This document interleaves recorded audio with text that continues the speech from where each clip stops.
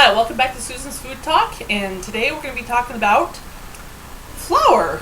And we're going to be talking about how different people scoop, sweep, dust, you name it. They get a shovel out, a snow shovel out, take a snow shovel of it out and put it into their bowl. Let me tell you something. It has nothing to do with that. You can go, I've seen people take the flour out of the bowl and fluff it before they scoop it. I've seen people take their little cups, fill it up, and then of course you got the knife and then you level it off. Well, I can tell you one thing right now. It has nothing to do with that. The main part is when you're baking or something, it has to do with how much liquid is already in what you're making. Now let me put the example. I'm making chocolate chip cookies right now, and I'm going to use this as an example. Here's the butter, the brown sugar, and the sugar mixed together. Here's chocolate chips. But see, the thing is, I'm going to break the eggs. It doesn't matter if these are large eggs or small eggs. I'm going to break them in, and then what most people do is, I've got some flour right here already ready to go. Now, if I was to dump this in, let me mix these in so I can stutter. Show you an example. I'm gonna do one at a time. And if you want to watch my how to make chocolate chip cookies, I do have I have actually two on my videos.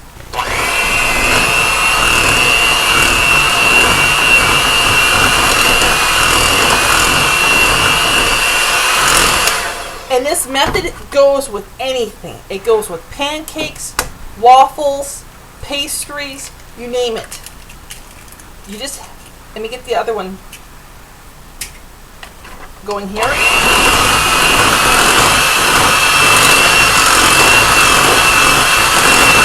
Okay. We have a big soppy wet mess of butter, sugar, and other things, right? Now let's put our chocolate chips in. A lot of them.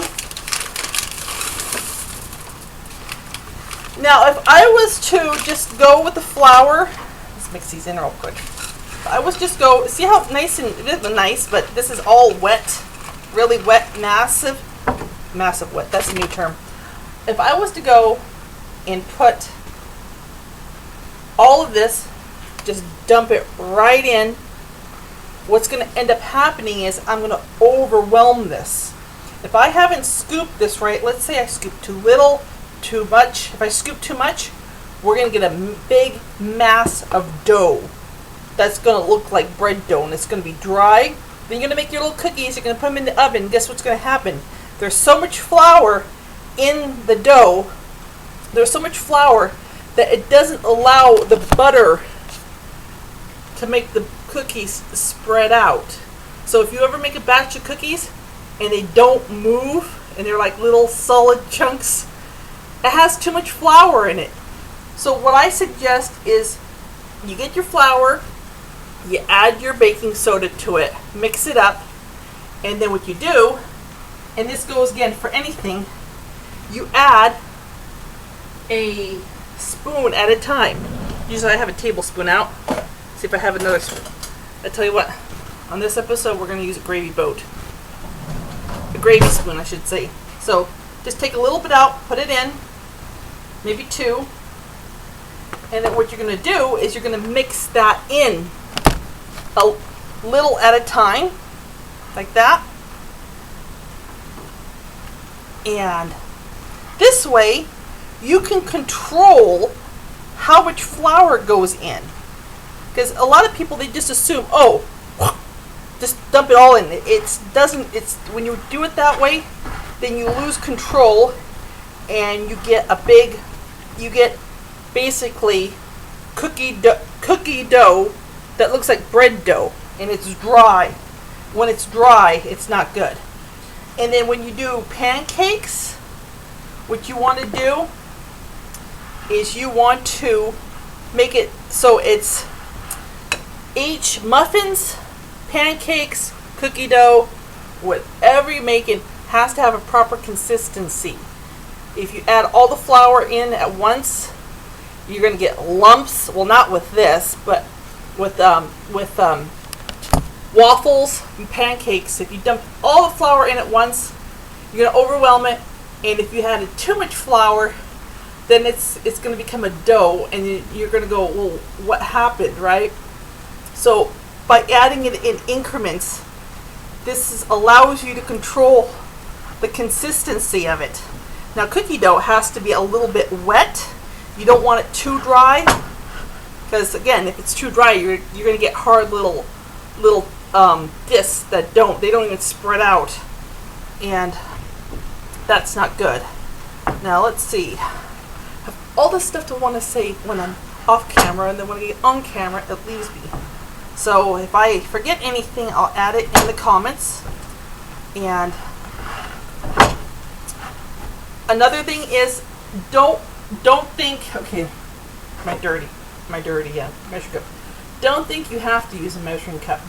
There are plenty of things out there which you use. Like I use a lot of, let's see.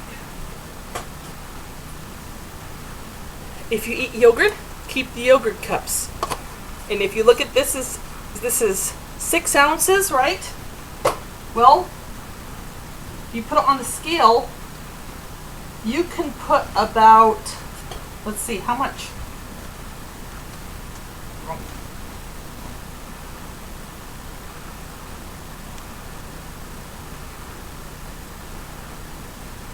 Sure, this is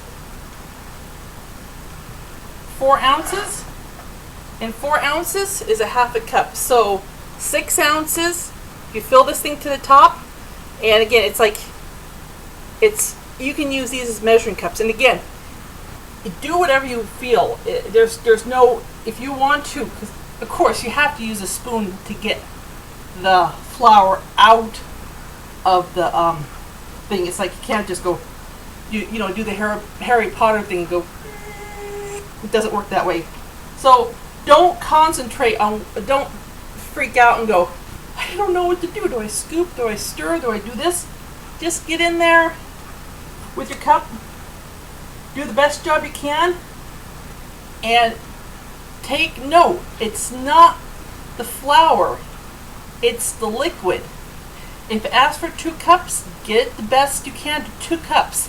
If it's a little bit over, a little bit under, adjust it. Because let's say I didn't add enough flour to the cookie mixture. Let's say I added too little. You can always add a tablespoon at a time. So if you add too little, add a tablespoon more.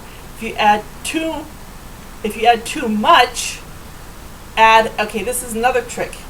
You can save a lot of things by adding some liquid to it. Let's say you get the your pancake batter. Let's say you get too much, it's just turning into too stiff. You're like, oh no, I ruined it.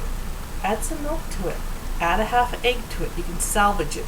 You always have to remember, you have to add a little bit more baking powder or baking soda or whatever you're using.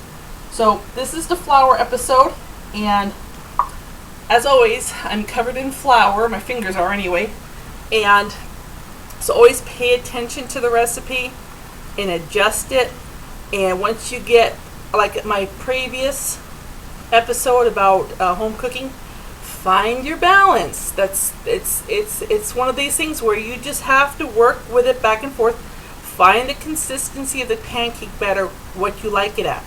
Now, if it's thick and it plops onto the pan, you're not probably going to want to eat it. So you're going to probably want to lessen the flour. So it's all about practice. It's all about finding your balance, because with anything new, it's always, it's like you have people when they go to, when you learn to drive, you have to do a test. You have to go out.